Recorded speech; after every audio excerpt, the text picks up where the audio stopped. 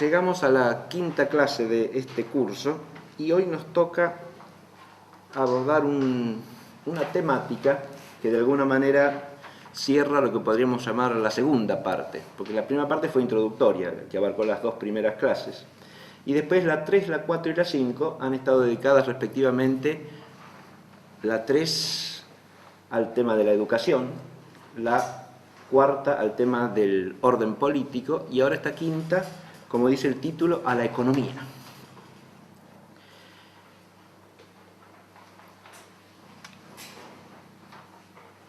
Pero inmediatamente después añade la familia cristiana y el desorden del capitalismo y el socialismo. Ese título puede resultar un poco desconcertante, porque tiene que ver la economía con la familia cristiana, ¿no? Pero el objetivo de esta clase es precisamente que se pueda entender ese título, ¿no? Si empezamos por plantearnos qué significa esa palabra economía, ¿no? En una primera instancia nos podemos encontrar con que es una palabra, un término que usamos constantemente, se usa permanentemente, hasta con sobreabundancia, podríamos decir, ¿no? En todos los ambientes, la economía de aquí, la economía de allá. Claro que si al modo socrático uno se pusiera a preguntar qué es economía, ya el asunto empezaría a mostrar que ese uso amplísimo del término está ligado a una suerte de vaguedad mental bastante notoria, ¿no? Porque, claro, ¿qué es economía? ¿De qué se trata cuando uno dice economía? Pero si para tratar de precisar eso se fuese a un diccionario o se consultase a gente que se supone que es profesional de eso, de la economía, porque hay también profesionales en ciencias económicas, ¿no? Nos darían una serie de definiciones, ¿no? Tampoco necesariamente coincidentes entre sí en su fórmula precisa, ¿no? Porque hay escuelas de economía distintas que proponen distintas definiciones, ¿no?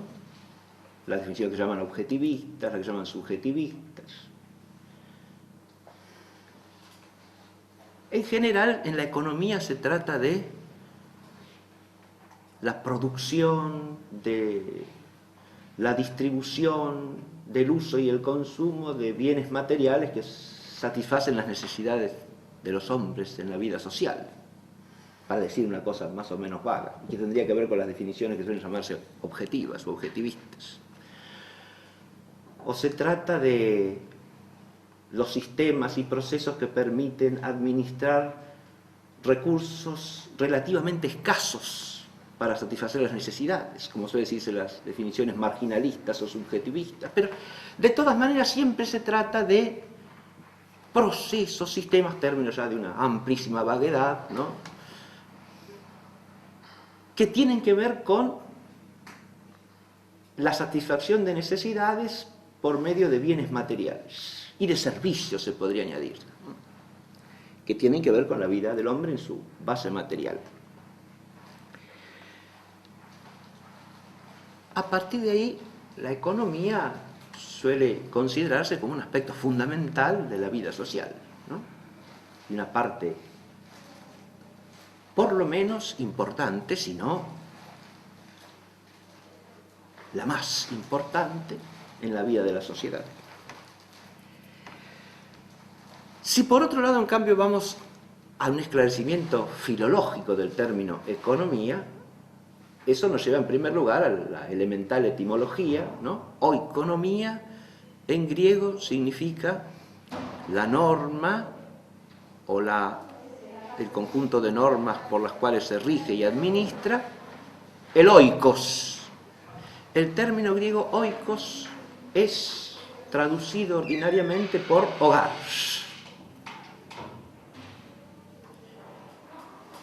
Y esa traducción es muy buena porque tanto oikos como hogar en castellano, hogar se remonta en su etimología al término latino focus, fuego, ¿no?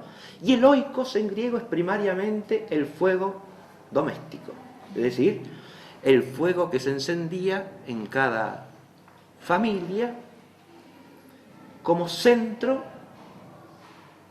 simbólico de la vida familiar, porque el fuego doméstico era el principio de conexión entre la vida de los miembros de la familia que están en este mundo y todos sus antepasados y sus ancestros y sus espíritus tutelares, diría, ¿no?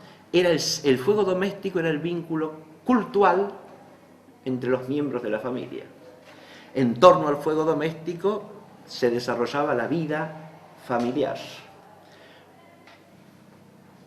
Al mismo tiempo tiene una función práctica, porque en ese fuego doméstico se cocina también. De ahí se cocinan los alimentos que también tienen un sentido ritual y que son consumidos en la familia, ¿no?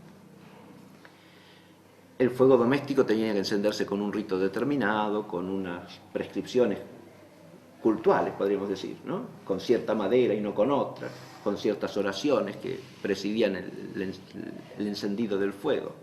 De manera tal que nos remite a un centro espiritual de vida familiar, ¿no? Espiritual porque es un centro que tiene que ver con el culto, ¿no? Y al tener que ver con el culto, o sea, con la religión, tiene que ver con el fundamento moral de toda la vida familiar. Y tiene que ver también, inclusive por ser el fuego mismo, ese símbolo, ¿no?, con la racionalidad misma del hombre, ¿no? Porque el fuego es el manejo del fuego es un signo de la racionalidad humana, ¿verdad? Tiene que ver con el ser racional del hombre y con el hecho de que el hombre, aún sus necesidades más elementales, como es la de comida, no la satisface como un ser irracional, sino como un ser racional, ¿no? Porque la comida tiene que ser transformada culturalmente, ¿no? Y ahí la intervención del fuego es un símbolo primario, ¿verdad?, que tiene que ver con cómo el hombre transforma la realidad natural para que la realidad natural ingrese en la esfera del vivir humano, o sea, se haga parte de la existencia propiamente humana. A partir de este significado del fuego doméstico, oiko significa, como hogar en castellano, el lugar donde vive la familia, ¿no?, y la familia misma. De manera tal que oikonomía es la norma que rige y administra la vida de la familia. Por esta vía filológica ya empezamos a establecer cierta relación entre familia y economía, que hoy día en el uso vulgar de la palabra está totalmente perdido, ¿no? Nosotros a veces hablamos de economía doméstica, ¿no? Esa expresión sí se usa. Pero con eso, economía doméstica, estamos haciendo una cierta redundancia si atendemos a la etimología del término, ¿no? En Aristóteles, el término economía, lo mismo que en Jenofonte, que escribió un dialoguito llamado Economicos, ¿no? En Aristóteles el término economía parte de ese significado que tiene en el griego vulgar, aunque Aristóteles trata de dar una definición precisa de lo que es la ciencia económica, ¿no?, que ubica él entre las ciencias prácticas o morales, porque es precisamente la que se ocupa de la administración y gobierno de la familia, y por lo tanto de una cosa que es operable por el hombre, no es algo meramente dado en la naturaleza, sino es algo que hay que obrar a partir del ser que nos es dado, ¿no? Tanto en Jenofonte como en Aristóteles, el término economía conserva además lo que podríamos llamar su connotación o su sabor profundamente moral, porque si ocupamos el diálogo de Jenofonte, por ejemplo, el económico de Jenofonte, nos encontramos con que ese diálogo lo que plantea es una cuestión básicamente moral, y es a saber si un cierto padre de familia ha hecho bien su tarea y ha formado bien a los miembros de la familia o no, ¿no? Es decir, es un problema de educación el que se plantea en el diálogo, que se titula Oikonomikos, pero de educación familiar, de educación doméstica. Si ha sido un buen gobernante de la familia o no, se centra en si ha cumplido bien con su función de educar, de formar y de hacer adquirir a los miembros de la familia un cierto modo de obrar virtuoso o no, ¿no? En Aristóteles el término economía alude, insisto, a la ciencia que se ocupa de los principios del gobierno y de la administración de la familia. Y hay algo interesantísimo que vale la pena recordar, y es que Aristóteles contradistingue la economía de la crematística. Porque ese término crematística nos va a ser muy útil para entender el significado actual de la palabra economía. Crematística no es otra cosa que el arte de procurarse bienes materiales o riquezas, ¿no? De adquirirlos y de aumentarlos. Eso es la crematística. Muy bien. Viene del término griego que significa eso, riquezas, bienes materiales, ¿no?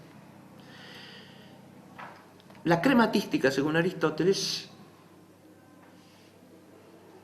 puede ser de dos tipos. Hay una crematística natural, dice Aristóteles. Natural quiere decir conforme a los fines de la naturaleza humana. Y esa es parte de la economía. Es decir, el gobierno doméstico implica un cierto arte de procurar los bienes que son adecuados, los bienes materiales que son adecuados para vivir de un modo humano, para vivir humanamente bien. Los bienes que son adecuados. Esta crematística natural tiene un límite, y el límite se lo pone el fin. Porque los bienes son adecuados para el perfeccionamiento del hombre, y fuera de ese límite pasan a ser inadecuados. Hay una crematística artificial, dice Aristóteles, en cambio. La crematística artificial es una crematística sin límite. ¿Por qué? Y porque es un arte de producir riqueza, simplemente. Y eso, así definido, no tiene límite. Te puede acumular, acumular, acumular, ¿no? Fuera de todo fin. Esa crematística está especialmente asociada, en la perspectiva de Aristóteles, al comercio y al dinero como instrumento del intercambio comercial. Y Aristóteles señala muy elementalmente, pero claramente también, que esa crematística sin fin natural es totalmente perniciosa para el hombre e incluso es inadecuada para la satisfacción de las necesidades más elementales, ¿no? Porque el que acumula y acumula y acumula dinero sin más, ¿no?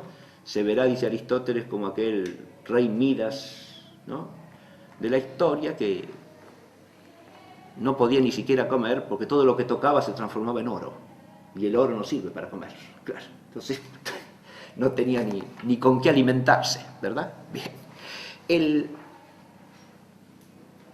Es una ironía de Aristóteles, pero es una ironía significativa, ¿no?, en relación precisamente con el uso que la palabra economía tiene en la actualidad, porque parece claro que hoy llamamos economía más bien a la crematística y no a la economía. Cuando hablamos de economía parece que nos estamos refiriendo a eso, ¿no? Y de hecho es así, ¿no? Un clásico de la economía en el sentido moderno es Adam Smith, que escribe un ensayo sobre el origen y las causas de las riquezas de las naciones. La riqueza. El objeto es la riqueza ahora, no es el gobierno doméstico. No se trata de eso. Se trata de la riqueza de las naciones. El sentido moderno de la palabra tiene una historia que nos lleva ya de modo directo a nuestro tema propio, el de 1815-1915. ¿Por qué? Porque ese sentido moderno de la palabra economía no tiene origen propiamente antes del siglo XVIII. Los autores que empiezan a dar economía en ese sentido, que es lo que se llamará luego economía política, ahora voy a explicar esa denominación, que en el sentido de Aristóteles es una contradicción en los términos, de nuevo, porque una cosa es el gobierno de la polis y otra cosa es el gobierno de la familia, y son dos ámbitos que no se confunden, ¿no?, y que tienen cada uno su gobierno propio, su bien propio que atender, ¿no?, y su relación adecuada, ¿no?, pero son dos gobiernos distintos. Cuando hablamos de economía en el sentido moderno hay que tener en cuenta una serie de autores básicos que son, en primer lugar, el francés Quesnay, mediados del siglo XVIII, que plantea ya en una obra que se llama Tableau económico, cuadro económico, ¿no?, la idea de una economía centrada en qué cosa, en esto que acá, en la idea de cómo ordenar, organizar científicamente, ahora viene otra idea crucial de la economía en el sentido moderno, la producción y la distribución de los bienes materiales, ¿no? Porque Quesnay es tenido como uno de los autores representativos de lo que se llama la fisiocracia. Y fíjese de la palabrita, fisiocracia. Eso quiere decir en griego el gobierno por la naturaleza, ¿no? No es ni monarquía, ni aristocracia, ni democracia, es fisiocracia. ¿Por qué ese término fisiocracia? ¿Qué quiere dar a entender el autor con ese término fisiocracia? La idea central del término es que la actividad económica tiene que sujetarse a unas leyes que son naturales. ¿Qué quiere decir esto? Leyes naturales. Y acá es donde viene el enlace del uso moderno del término economía con la ideología iluminista. Porque leyes naturales acá no quiere decir la naturaleza de las cosas en el sentido clásico. La naturaleza del hombre, la naturaleza del obrar humano. No.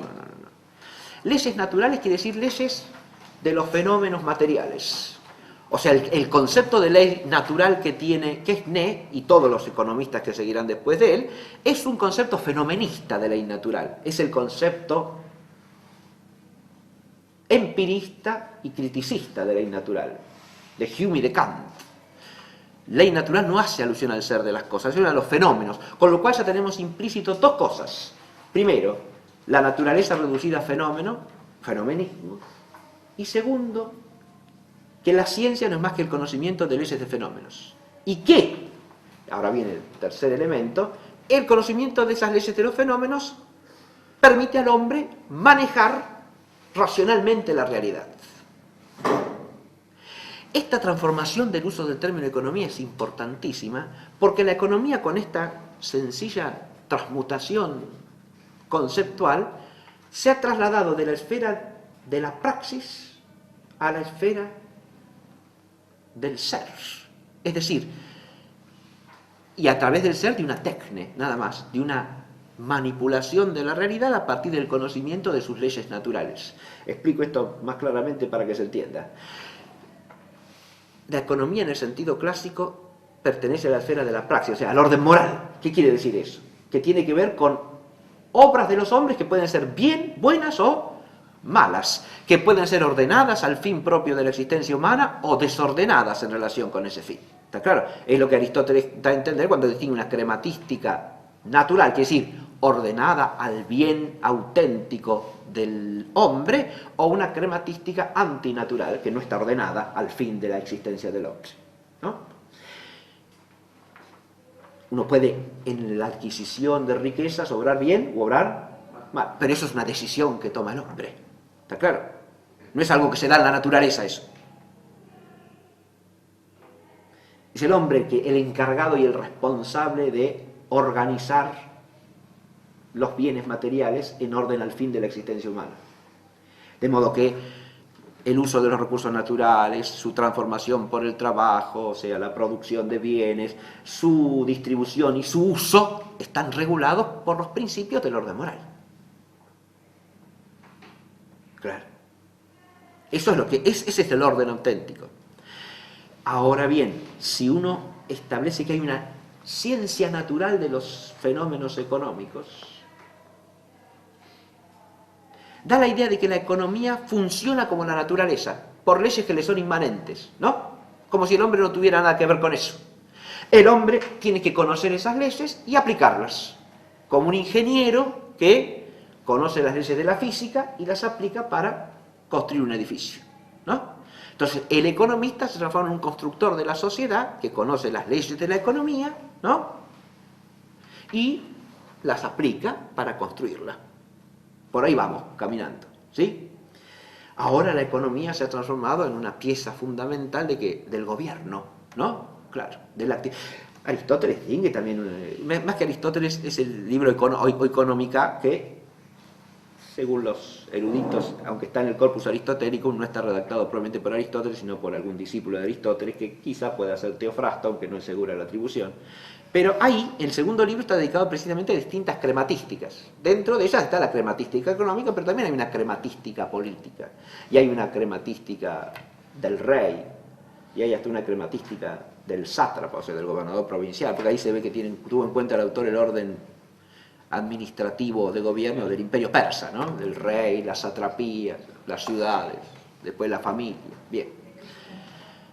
La satrapía, la economía del sátrapa. El asunto es que la crematística, pero no economía, no es otra cosa. La economía, la crematística es la que tiene que ver con eso. Nada más que la producción y adquisición de intercambio de los bienes materiales, ¿no? Pero acá hay otra cosa fundamental que tener en cuenta. Vuelvo a Quesnay, ¿no? Con Quesnay empieza ese uso del término economía que he tratado de presentar en su sentido propio, en su vínculo con la ideología iluminista, pero eso que empieza en Quesnay continúa, por supuesto, en dos autores fundamentales que tener en cuenta, que son Adam Smith y David Ricardo. Ahora son dos ingleses, ¿sí? Adam Smith con su Tratado sobre el origen, la naturaleza y las causas, ¿no? De la riqueza de las naciones, la esencia y la naturaleza y las causas de la riqueza de las naciones, y David Ricardo con sus principios, ¿no? De economía política y tributación. Dos obras fundamentales en la fundación de este concepto de economía. Ahí aparece ya el nombre de economía política, ¿no? Pero ¿de dónde el vínculo directo de la economía con la política? Una economía política puesta así en el centro de la atención. Leyendo tanto a Adam Smith como a David Ricardo, se entiende ahora una nueva conexión con la ideología iluminista. ¿Por qué?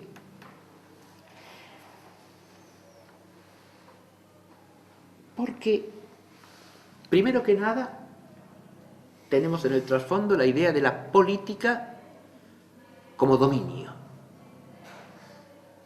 como ejercicio de poder, no como ejercicio de autoridad en orden al fin de la existencia humana y al bien común, ¿no? Sino como un ejercicio de dominio, de poder, de hombres sobre hombres, ¿está claro? Pero al mismo tiempo, ¿eso en orden a qué bien? Y si es político es al bien común. Pero ahora viene el enlace con la ideología del iluminismo y con el concepto que subyace tanto a la Revolución Francesa como a eso que suele llamarse también la Revolución Industrial, ¿no? Y de ahí que el título ya hable del capitalismo, ¿no? Como desorden. Bien. El bien fundamental de la vida social pasa a ser el bien material. Y acá ya estamos en pleno inmanentismo y en pleno materialismo, para decirlo propiamente, ¿no? ¿Por qué? Y porque en el fondo no hay otro bien. ¿Sí? El bien material es el bien fundamental, hay que entender como bien común. Los hombres vivimos en sociedad, ¿para qué? Y para satisfacer nuestras necesidades, a través de bienes que son de orden material. El bienestar de las naciones, en el sentido de Adam Smith, es primariamente un bienestar material. Smith escribió otra obra, muy importante también, y que hay que leer en unión con esta, que se llama Tratados sobre los principios del sentimiento moral. Porque hay una concepción moral detrás de esto, de esa concepción de la economía política y de ese rebajar el bien común a bien material. Hay una concepción del mundo y una concepción del orden moral, ¿no? Una concepción en la cual el bien moral principal o es concebido como el bien útil, Hume, o al modo de Adam Smith, ese bien que satisface los sentimientos morales del hombre. Una moral sentimental, diríamos, ¿no? En eso Adam Smith se conecta con, Adam Smith es un hombre de origen escocés, con lo que se llama la escuela escocesa del sentido común, ¿no? El pensamiento moral de Adam Smith suele entroncarse con el de Hutcheson, que es un filósofo escocés, pero ahí la idea es que en el hombre hay cierto sentimiento fundamental que es el que rige toda la vida moral. ¿Cuál es? Es la de satisfacción de sus propias necesidades. Sentimiento egoísta, que es totalmente natural y propende a la satisfacción de las necesidades de cada uno. Pero ese sentimiento se ve, a su vez, compensado, completado, dice Adamí, por otro sentimiento, que es la simpatía, por el otro. Ese sentimiento de la simpatía hace que también atendamos a las necesidades de los otros que tienen su propio egoísmo, ¿no? Entonces, el sentimiento, ¿no? El sentimiento moral nos lleva a reconocer que los otros también tienen necesidades como tenemos nosotros, ¿sí? La moral se reduciría a eso, a satisfacer las necesidades propias y simpáticamente o empáticamente reconocer las necesidades de los otros y ordenar el todo social para que todos seamos satisfechos en la medida de lo posible, ¿no? Para eso, ¿qué hay que hacer? Y hay que crear riqueza, porque antes de repartirla tiene que existir, ¿no? Entonces hay que producir los bienes y después hay que permitir que se distribuyan, ¿no? Que haya una libertad para comerciar, para intercambiar y de manera que unos puedan tener lo que otros no tienen, ¿no es cierto? Ahí viene el tema de la división del trabajo, ¿no? Entre los pueblos, ¿no? Y entre las partes de un mismo pueblo, que unos satisfacen unas necesidades, otros otras, entonces viene la circulación de los bienes. Perfecto. Pero lo que hay que entender acá como núcleo, idea fundamental, es que todo el tema de la economía política presupone la convergencia entre una noción de la economía que ha sido transformada en ciencia natural y una noción del bien común que ha sido degradado a bien material en conformidad con una visión inmanentista de la realidad y con una moral subjetivista, o sea, relativa a la subjetividad del hombre, a lo que es útil o a lo que es conforme al sentimiento moral.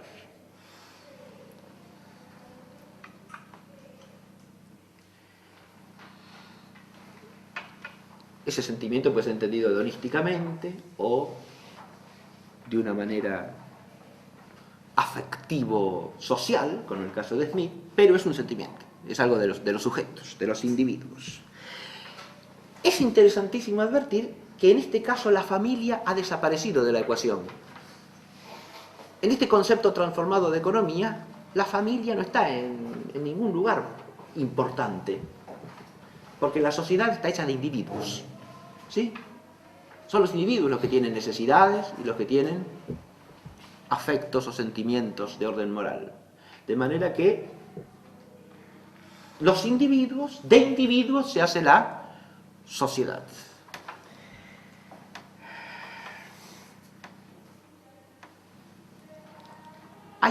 Habría que dar un paso más para vincular este tema con el de la clase pasada, y es el siguiente. La visión degradada del bien común no solo está ligada al materialismo, que lo está, por supuesto, porque si nosotros suprimimos el orden metafísico, suprimimos también la esfera propia de la espiritualidad humana, y es lo que hace todo el pensamiento iluminista, ¿no? La esfera propia de la espiritualidad humana queda destruida en su raíz, porque queda suprimido el horizonte metafísico de la inteligencia y de la voluntad del hombre. Entonces no hay posibilidad de aludir a un bien trascendente, todo bien es inmanente, se quiera o no se quiera, la consecuencia es el materialismo, ¿no? Pero hay una degradación del concepto de bien común que viene por otra vía, de rebote diríamos, que es la absolutización de la libertad humana. Eso que hemos visto como uno de los principales errores modernos, ya en la clase segunda, ¿no? La concepción liberalista, libertaria, que hace del hombre el que es capaz de decidir qué es bueno y qué es malo, cada hombre también, o cada grupo de hombres, esa concepción hace imposible la convergencia en el orden espiritual. Ahora, en cuanto al bien material, más o menos podemos ponernos todos de acuerdo. Eso en realidad es un poco superficial, pero en principio parece sensato, ¿no? En el orden espiritual, bueno, cada quien busca el bien que mejor le parece, ¿no? Pero todos podemos coincidir en que necesitamos comer, vestirnos, ¿no? Disponer de ciertos bienes básicos para la subsistencia humana y para una vida humanamente digna en el plano material. Entonces en eso nos podemos poner de acuerdo. Lo otro queda librado a cada quien, es una cuestión subjetiva, relativa. La relativización, el relativismo liberal del bien espiritual, relegado a la subjetividad del hombre, hace que la única esfera de convergencia sea la del bien material. Aquí tenemos otra vía de rebote por la cual se viene a arraigar esa noción materialista de economía.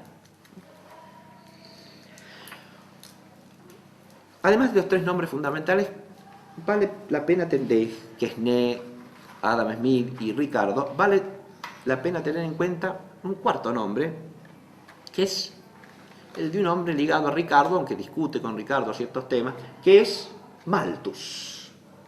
Robert Malthus. Malthus, clérigo anglicano, de principios del siglo XIX, escribió otro librito importantísimo en la concepción de la moderna economía, que es un tratado sobre los principios de la población. Ahora, la base de la vida económica, fíjense, no es la familia, no es la población. O sea que la humanidad es considerada no a partir de su estructura social, espiritual, racional, la sociedad familiar, ¿no? Y moral, sino como una masa, ¿no?, de individuos de una cierta especie, ¿no? De nuevo, la concepción claramente materialista, una población.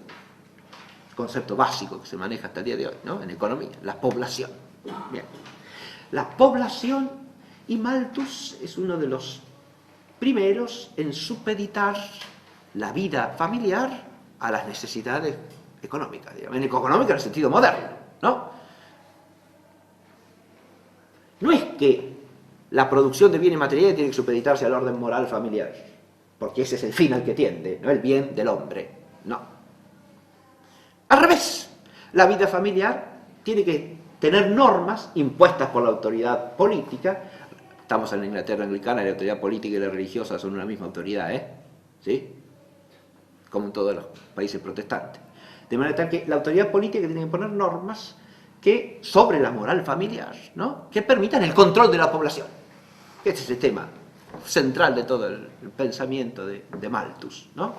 El control de la población. Fíjate que ahí tenemos la aparición de toda una serie de una constelación, diríamos, de ideas, de modos de pensar, que arrancan allí y tienen continuidad hasta el día de hoy, ¿no? En el siglo XIX esa continuidad es una continuidad problemática porque hay conflicto, hay choque, ¿no? La familia ahora se transforma nada más que en una institución político-económica. Algo que hay que arreglar, establecer, regular, legislar, al servicio ¿de qué? De la economía política y también de la política. Hay que le hace con el otro tema. Porque la construcción de la vida social es del gobierno a través de ese instrumento fundamental que ¿cuál es? El manejo científico de la producción y distribución de los bienes, es decir, la economía política. Esto nos lleva, insisto, a una concepción de economía que rompe con todo el concepto clásico de economía y al mismo tiempo se vincula a ciertos procesos históricos concretos. Esa vinculación con procesos históricos concretos la podemos palpar, diría yo, en una obra realmente muy interesante, que es esta que tengo aquí, estos dos tomitos, ¿no?, que es la obra de William Cobbett, que se llama Historia de la Reforma Protestante en Inglaterra e Irlanda, ¿no? Cobbett es para mí por lo menos, un autor al que he llegado, un don de Chesterton, digamos, porque Chesterton es el que me lo ha hecho conocer. A Cobbett, que no había oído hablar de Cobbett en mi vida, no conocía. Adam Smith, Ricardo se entera que existieron, aunque no le interese para nada la economía política, ¿no? Pero de este hombre usted no, es una existencia ahí medio arrumbada en el desván de los trastos inservibles. Bien.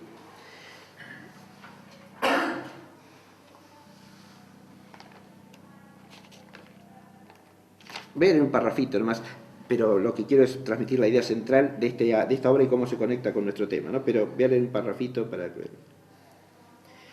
Si aún a pesar de esto nos obstinamos en creer que la supremacía del Papa y las circunstancias que la acompañaban hayan producido la ignorancia, la superstición y la esclavitud, ¿por qué a lo menos no obramos como hombres sinceros, consiguientes y honrados? Destruyamos o volemos las catedrales, los colegios, las iglesias antiguas, hagamos desaparecer los 3 tribunales, los 12 jueces, los visitadores y los jurados, echemos, digo, todo esto abajo, y entonces lo que nos quedará lo que verdaderamente es casa nuestra, refiriéndose al protestantismo. Quiero decir, grandes cárceles y casas de corrección, fábricas de hilados de algodón muy buenas para hinchar las rodillas y los tobillos y destruir los pulmones, nos quedarán un ejército organizado con grandes bigotes, nos quedarán magníficos cuarteles, capitanes, tenientes, portaestandartes, ministros de justicia, pobres y casas de vagabundos, sin olvidar ese beneficio singular y gloriosamente protestante, la deuda nacional. Ah, pobre pueblo inglés, y qué miserablemente has sido engañado. Este hombre... Esta obra, esta edición que yo tengo es del año 1827, es una traducción española, publicada en Madrid, y la obra inglesa es de pocos años antes, ¿sí? 23, 24, por ahí. Bien. La perspectiva de Cobbett es que lo que suele llamarse la gran revolución industrial inglesa es el máximo desastre de la historia inglesa, ¿no? Él sostiene a su vez que es una consecuencia del reformismo protestante. Y lo que él sostiene es que se ha suprimido lo que llamaría en Aristóteles una economía natural, es decir, una economía al servicio del bien propio del hombre, y en este caso del bien propio de una sociedad cristiana. Se ha suprimido y ha surgido la necesidad de sustentar un poder violentamente ejercido en una acumulación indebida de riquezas. Porque él pone todo el drama en el origen de la reforma protestante en Inglaterra y la apropiación indebida de los bienes eclesiásticos que se hace Enrique VIII al suprimir las comunidades monásticas y apropiarse de todos los bienes de los monasterios, ¿no? A partir de allí, lo que empieza es un desorden, dice Cobbett. No orden, sino desorden. Pero el desorden se institucionaliza y se transforma en la norma, ¿no? Y ese desorden transformado en norma va corrompiendo progresivamente la vida social, porque esos nuevos poderosos tienen que asegurar la irreversibilidad del proceso que los ha llevado al poder y tienen que transformar la sociedad para conservar ese poder. Fíjense, es interesante la vinculación, ahora otro aspecto central de todo el tema de la economía, con el poder político, ¿no? Los poderosos que se encumbran a sí mismos, si ustedes van al programita, ¿no es cierto? Los poderosos que se encumbran a sí mismos, estos, ¿sí? No es que han nacido en un lugar alto, se suben por sí solos, ¿sí? Ellos suben, trepan, ¿sí? Diríamos en castellano, ya con una connotación moral un tanto más fuerte. Trepan, ¿sí? Es lo que hace se trepó a la montaña, ¿sí? A la cima de la montaña. Trepan a una cima que no les pertenece, ¿no? Se ponen en el lugar que no les corresponde. Fíjense, detrás de eso hay un tema religioso, aún en el caso que analiza este hombre Cobbett, que es el de Inglaterra, ¿no? Porque el rey se hace la cabeza suprema de la iglesia, ¿no? Sube a la cima que no le pertenece. Ese era rey. ¿Sí? Habría que ver si uno sigue a Belloc, que también hay detrás una usurpación hasta del trono real, ¿no? Que hay un pecado original ahí en la usurpación de los derechos a la legítima sucesión en el trono de Inglaterra. Pero es otro problema.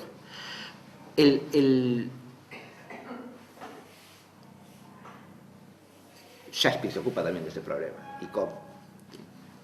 En el Ricardo segundo, ¿eh? Bien. El problema de la usurpación del poder, ¿no? El asunto acá es, esta gente que se encumbra sin el poder tiene que reorganizar la totalidad para que ese poder se pueda mantener a lo largo del tiempo, ¿no? Entonces va a aparecer ahí, según la perspectiva de Cobbett, una corona rica con un pueblo pobre, ¿no? Él lo confronta con el caso de Francia contemporáneo, donde hay una corona pobre y un pueblo rico, dice él, ¿no? Refiere a la Francia del siglo XVII, XVIII. La corona es pobre en comparación con el pueblo. Y en comparación, sobre todo, con la corona inglesa. Claro, la inglesa. Nosotros tenemos una corona riquísima, dice. Como decíamos, el Estado es muy rico, pero el pueblo está cada vez más en la miseria, ¿no? Hay una miseria generalizada, pero miseria institucionalizada, ¿no? Que hay que mantener, pues es una alusión irónica. Miseria, fíjese, por un lado, ese poder se asienta en que hay que acumular riqueza para tener asegurado lo que no nos corresponde, ¿no? En el orden. Hay un desorden de origen y hay que asegurar eso, ¿no? Lo mismo pasa después con la Revolución Francesa, ¿no? También amplios estudios sobre eso y cómo surge una nueva clase dirigente a partir de la Revolución Francesa, una nueva aristocracia, entre comillas, de nuevos ricos, ¿no? Que se va a perpetuar a lo largo del tiempo a través de un manejo de la vida económica, ¿no? Que les garantiza conservar ese poder mal habido, ¿no? Originalmente mal adquirido, a través de la injusticia, del desorden, del latrocinio, ¿sí? Eso es. Entonces, eso genera la necesidad de acumular poder, donde como no se tiene autoridad en el sentido propio, hay que acumular poder, y esa acumulación de poder requiere de medios materiales, ¿no? Hizo la ironía también sobre el ejército, ¿no? Un gran ejército, tal, con muchos bigotes, pero el instrumento represivo que también es necesario y de confrontación con los demás para que este poder que yo he creado no pueda ser alterado de ninguna manera, no pueda ser contradicho. Toda la cuestión de los bienes se transforma en una cuestión de poder también y en convergencia con lo que sucede con la política. En lugar de estar ordenada al bien, está ordenada al poder. No es, por cierto, casual que esta concepción se remonte siempre a Maquiavelo como su ilustrísimo padre, ¿no? Es lógico, porque de ahí tenemos una visión inicial de esta concepción en la cual la política es toda una cuestión de poder, de alcanzar y conservar el poder, por lo menos de hecho para el hombre.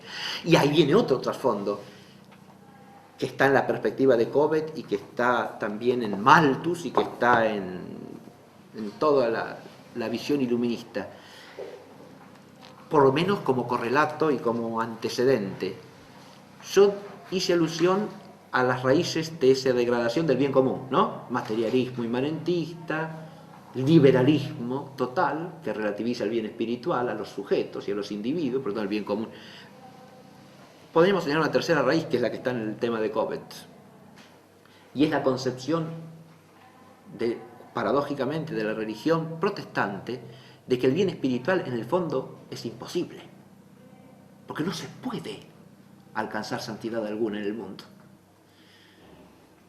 La salvación es un premio para el más allá, para quien Dios quiera, pero en este mundo las obras meritorias, el ordenamiento profundo de la realidad humana, el obrar bien, la virtud, son todas quimeras, y además quimeras que brotan de la soberbia del corazón humano, que no quiere reconocer que el hombre es un pecador impotente que depende absolutamente de la misericordia de Dios. Con lo cual una verdad de la revelación es absolutizada de tal manera que la verdad correlativa de la santificación por la gracia queda destruida. Y ahí hay un efecto histórico-cultural evidente, ¿no? Que ya se ve en el calvinismo de manera clarísima, con esa idea de Calvino de que bueno, no sabemos cuál es, nadie puede santificarse, ¿no? De ninguna manera, pero hay signos de que Dios lo ha elegido para la salvación.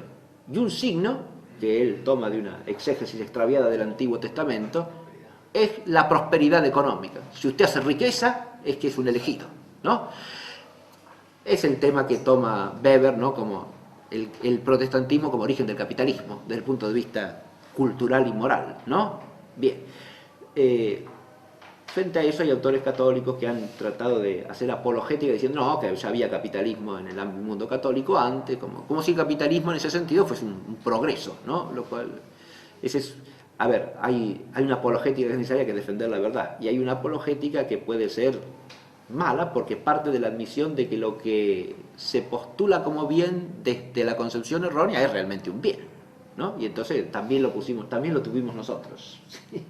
Eso es una cosa bastante compleja y bastante usual también, ¿no?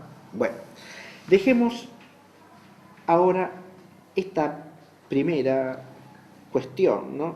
En realidad he desarrollado al mismo tiempo los puntos 1 y 3, pero ahora voy a seguir en orden ciertos títulos que he puesto allí. Y si nosotros salimos de este... Lo que he hecho acá es plantear el asunto hasta aquí, ¿no? He planteado el tema, pero me falta un punto en el planteo, y es el siguiente. El término economía, yo puse ahí de la economía, la oikonomía griega, ¿no? A la economía política, volviendo siempre a la economía divina, porque acá hay otro uso del término economía que todavía no he mencionado, y es el uso escriturario del término economía, el uso paulino del término economía. O economía es un término que usa San Pablo para referirse, por analogía obviamente, con el padre de familia que ordena la vida doméstica, ¿no? Y las relaciones familiares en orden al bien común de la familia, ¿no? Base de toda la vida social. Él, por analogía, habla de una economía divina. Dios es el ecónomo universal, ¿no? El ecónomo que rige, ¿qué cosa? Y la creación entera, y la totalidad del tiempo, la historia.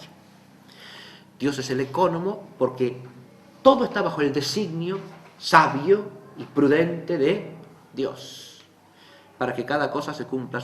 Ahora, fíjese, el término economía, desde un sentido clásico, puede ser elevado por analogía al orden sobrenatural, inclusive, ¿no? Es decir, adquiere un sentido teológico. En cambio, en el sentido moderno se lo puede analogar. Este es un problema fundamental, ¿no? Si no se lo puede analogar es porque ese concepto de economía propio de la modernidad, lejos de ser más perfecto que el clásico, no es una razón de simple perfección que se pueda analogar a la naturaleza divina, sino que es algo ligado necesariamente a la imperfección del hombre, porque si lo ligamos a los bienes materiales sin más, ¿no? Y a una ciencia que permite acumular y acumular riquezas infinitamente, la crematística de Aristóteles, estamos en una acción que en el fondo es irracional, ¿no? Y que obedece nada más que a una desmesura, a una hibris propia del hombre, ¿no? Que quiere hacerse infinito a sí mismo genera la ilusión, por esa acumulación infinita, indefinida de bienes materiales, ¿no? Entonces quiere atribuirse la omnipotencia que no tiene ni puede tener a través de eso, ¿verdad? Es el todopoderoso en el mundo, ¿no? Porque eso lo manejo yo. Y entonces, y no tiene fin, crezco ahí sin fin, sin fin. Cuando es claro para la mera razón natural que si no se pone un límite a los bienes materiales, estos pasan a ser perniciosos para el hombre, ¿no? Si uno no come con medida, si uno no usa de las cosas materiales con medida, daña la existencia humana, no la favorece. No es un bien. El límite, como dice Aristóteles, lo pone el fin natural del uso del bien, ¿no? En ese sentido, el capitalismo es contra naturaleza. El capitalismo como postulación de que es bueno acumular riqueza sin medida, procurar el crecimiento de la riqueza. Es un desorden, claro que sí, obviamente. Y el socialismo no se opone a esa idea fundamental del capitalismo. Es el mismo desorden fundamental. De hecho, capitalismo y socialismo son dos formas de pensamiento íntimamente solidarias. Cualquiera que conozca básicamente el pensamiento de Marx sabe que es así. Porque no puede llegarse al socialismo, o sea, a la naturaleza socializada, sino a través del capitalismo. Porque el capitalismo es lo que le provee al hombre del máximo dominio sobre la materia. Si no hay capitalismo, no puede haber socialismo. En resumen, son fases distintas de un mismo proceso, pero son fases que tienen el mismo sentido y la misma orientación, a saber, la producción material del hombre por el hombre, ¿no? ¿Es así? Claro.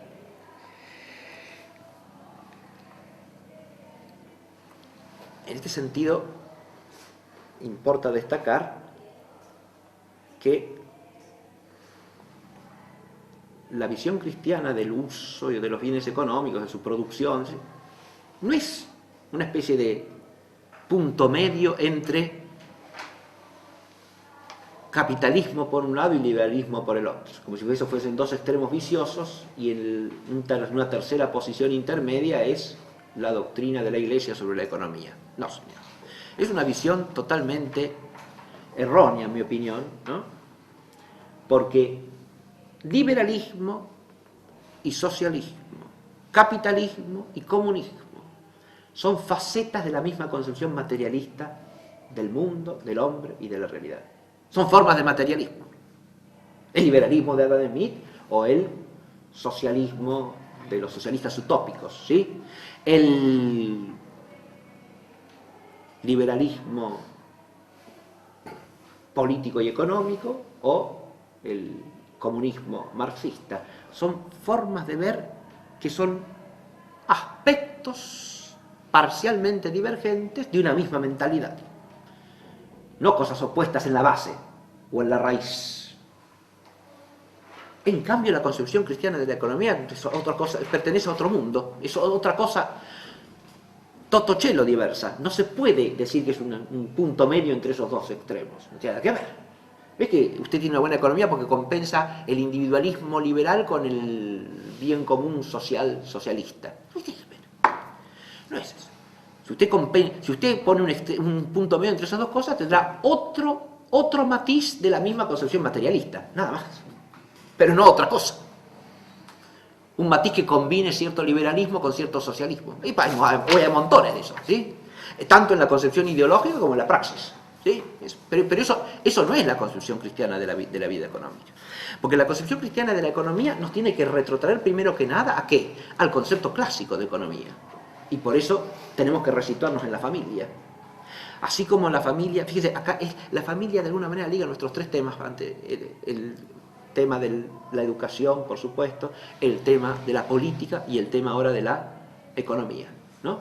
Porque la familia es la base en los tres, está en la raíz de la vida social y por lo tanto de la vida económica, gobierno doméstico, ¿sí? De la vida política, gobierno de la sociedad civil, y de la educación, que es la que forma o perfecciona a los hombres en orden a ser plenamente hombres y por lo tanto poder cumplir con su destino según la voluntad de Dios, ¿no? De ahí surge el concepto del bien común que se aplicará tanto en la familia como en la sociedad, como en la política, y claro, sí, de ahí nace. Toda la lucha del siglo 1815-1915 en torno a la familia, ahí sí hay un conflicto fundamental, es una lucha entre el concepto cristiano de familia, el concepto católico de familia, y el hacer de la familia un medio de la política o de la economía, que es lo que está del otro lado. Nada más. En el conflicto histórico real esto pasará por puntos cruciales que son como el nudo de la cuestión, ¿no? Donde se plantea el conflicto. Si vamos a la Revolución Francesa lo tenemos planteado claramente y el problema, ¿sí? Con la ley de divorcio, ¿no? Con el matrimonio civil, con el registro civil, todo eso que aparece con la Revolución de 1789 y su legislación, ¿no? Que pretende apropiar el núcleo fundante de la vida familiar, que es el matrimonio, como un instrumento del Estado, de la vida política. El Estado es el que casa, el Estado es el que descasa, ¿sí? A través de funcionarios, ¿no? Del Estado. Se transforma en una cuestión burocrática y de legislación civil, ¿no? Contra el misterio sacramental del matrimonio, ¿no? Ese matrimonio que Dios ha querido en el principio como una realidad misteriosa y que a través de la gracia de Cristo se transforma en un sacramento, ¿no? Y por lo tanto en algo que es propio de la vida de la Iglesia y es fundamento tanto de la vida de la Iglesia como de la vida social cristiana. El fundamento primero. La familia es la que instruye en el uso de los bienes, ¿o no? Y en la laboriosidad. y en la capacidad de producir, ¿no? Lo que se llama hoy día la cultura del trabajo, ¿no? Pero eso ¿de dónde viene? Viene de la educación familiar, ¿no? No puede venir de otro lado, y claro, ¿no? El recto uso de los bienes, que es indisociable de ¿qué? De la concepción de la jerarquía total de los bienes, porque cómo se produce y se usa bien las cosas materiales y no se sabe qué puesto ocupan en la totalidad de los bienes. Y si no se sabe en orden a qué bien son. ¿Por qué capitalismo, socialismo son básicamente desórdenes? Son desórdenes distintos. A esto habría que profundizarlo un poco, ya se me acaba la hora. Son desórdenes complementarios, podemos decir, ¿no? Pero son desórdenes. Pero son desórdenes fundamentalmente ¿por qué? Porque cuando usted suprime el principio primero, y se desordena todo. No hay más orden. Si usted saca el fundamento de todo orden, ¿qué orden puede haber? No hay orden. Si usted en lugar de subordinar el bien material al bien espiritual natural al bien espiritual sobrenatural, y todo bien de orden sobrenatural participado al bien sumo que es Dios mismo, ¿no? En lugar de ordenar todas las cosas a la gloria del Dios que es Padre, Hijo y Espíritu Santo, ordena todo para el poder del hombre. ¿Hay desorden o no hay desorden? Y hay desorden en la raíz. El desorden no se emparcha con otro desorden parcial o con un desorden menos desordenado. ¿Sí? Vos se emparcha, sí, pero es un parchecito, ¿no? No es la sanación del desorden. Al desorden se le pone el orden, no otro tipo de desorden. Pero la lucha contra una economía cristiana que se basa en la familia cristiana no va solamente contra la familia y contra la moral familiar en el sentido cristiano. Va también contra ese otro tipo de familia cristiana que es la familia religiosa. Este es otro tema interesantísimo que atraviesa todo este arco cronológico, ¿no? Ya lo hemos dicho eso. Hay un odio, así como hay odio hacia en todo el arco del inmanentismo, hay odio hacia la indisolubilidad del matrimonio, ¿no? Porque eso ya es un bien trascendente de por sí que no se puede reducir a la inmanencia, ¿no? Hay odio también contra la vida religiosa, los votos de vida religiosa, ¿no? Las comunidades de vida religiosa, y lo mismo contra el celibato clerical, ¿no? Eso lo dice Cobbett también hablando de Malthus, ¿no? Nuestra Iglesia considera contra la naturaleza el celibato de los clérigos, pero quiere imponer cierto celibato a los matrimonios en orden al proceso económico, ¿no?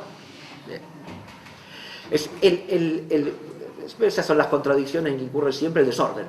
El desorden siempre tiene el error en la base y por lo tanto la contradicción que aflora constantemente, ¿no? Pero la familia religiosa es también la comunidad monástica como modelo principal. Es otro modelo de una familia no vinculada por vínculos de sangre, ¿no? El concepto de familia cada vez se aplica análogamente, pero hay un padre, ¿o no? Claro. Hay un abad que como padre rige la comunidad de los hermanos, ¿no? Y esa comunidad es una cierta familia, una familia espiritual, claro que sí. Una familia que vive ¿para qué? Y para alabar a Dios. En esa familia se hace explícito el fin último de toda familia y de toda institución del tiempo, ¿no? Claro. Es la familia que manifiesta cuál es el orden total de la creación. Es el signo visible, el signo al mismo tiempo maravilloso y estremecedor de un modo de vida que trasciende lo temporal, que trasciende lo terreno y todo lo material, por supuesto. ¿Pero hay un orden material ahí o no? Por supuesto que sí, hay un orden material. Más aún si uno estudia históricamente, y en eso también el librito de Cobbett es interesantísimo, él sostiene que la auténtica prosperidad de Inglaterra va ligada a las comunidades monásticas, lo cual es en gran medida cierto para toda Europa, ¿no? Es decir, la vida monástica, con su orden auténtico, ha generado también un modo de aprovechar los recursos naturales, de desarrollar la actividad económica, al mismo tiempo próspero con una prosperidad mesurada y mesurado por un orden espiritual, donde incluso el trabajo tiene un ritmo humano, divino, que lo hace algo armonioso en la totalidad de las cosas, no esto que dice acá de los talleres de hilado buenos para arruinar la salud de la gente, ¿no? Es decir, un ritmo de trabajo que está decidido no por el fin de la vida económica, que es el bien del hombre, sino por la acumulación de riqueza, nada más, como única ley, como único principio para tener poder, ¿no? Y es lo mismo para las fábricas de la Revolución Industrial Inglesa del siglo XVIII, que eran todas de propiedad privada, ciertamente, que para las industrias de la Unión Soviética stalinista. Es igual, se trata de producir riqueza material para el poder, ¿no? Para tener poder. Es el mismo principio, no son dos principios distintos.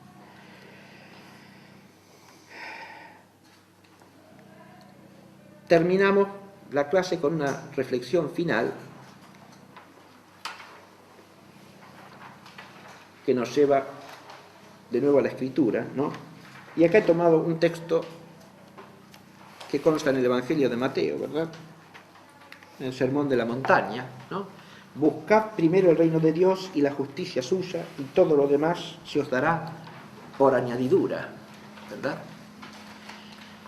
Lo voy a leer más completo el texto y ya nos vamos, porque es un texto claro y bellísimo, así que...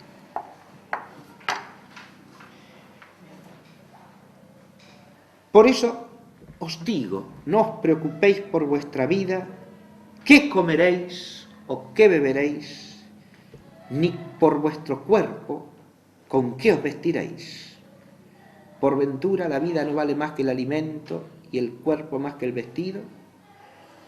Poned los ojos en las aves del cielo, que ni siembran, ni siegan, ni recogen en graneros, y vuestro Padre Celestial las alimenta. ¿Acaso vosotros no valéis más que ellas? ¿Y quién de vosotros, a fuerza de afanes, puede añadir un solo codo a la duración de su vida? Y por el vestido, ¿a qué preocuparos? Considerad los lirios del campo, cómo crecen. No se fatigan ni hilan, y yo os aseguro que ni Salomón, en toda su gloria, se vistió como uno de ellos. Y si la hierba del campo, que hoy parece y mañana se echa al horno, Dios así la viste, por ventura, no mucho más a vosotros, hombres de poca fe, no os acongojéis pues diciendo qué comeremos, o qué beberemos, o con qué nos vestiremos, pues tras todas esas cosas andan solícitos los gentiles, que bien sabe vuestro Padre Celestial que tenéis necesidad de todas ellas. Buscad primero el reino de Dios y su justicia, y esas cosas todas se os darán por añadidura.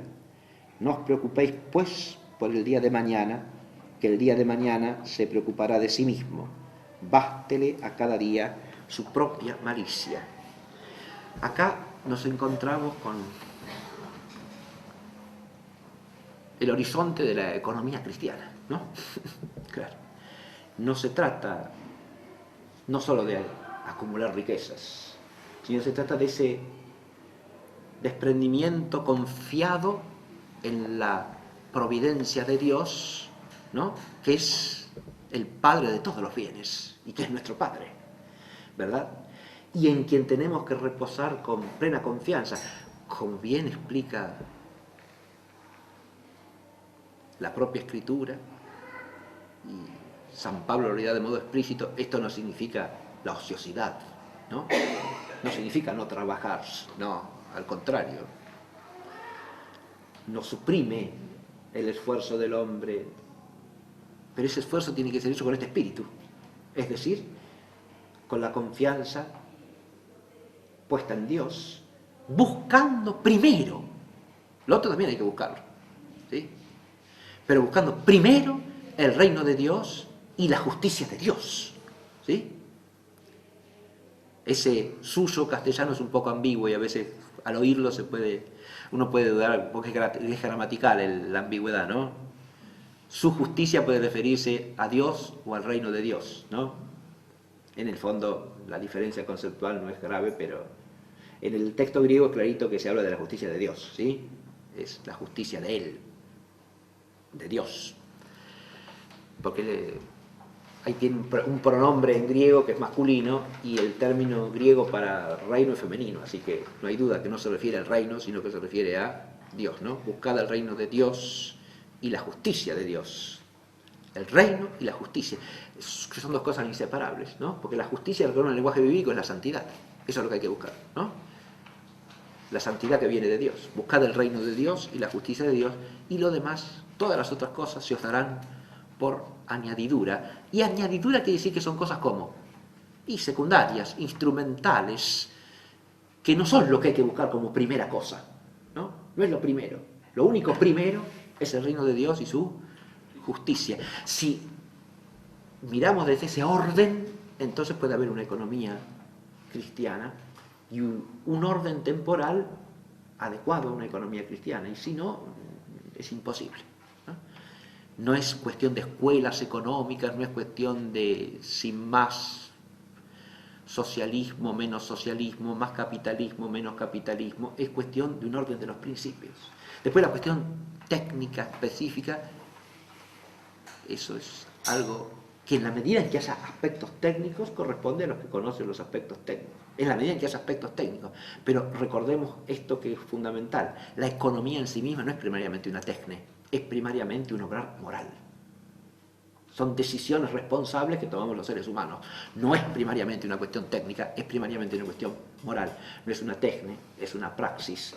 No es una técnica fundada en la ciencia natural, sino una praxis moral fundada en la sabiduría metafísica, por lo menos en el orden natural, y más allá que eso, en la sabiduría de la fe, ¿no?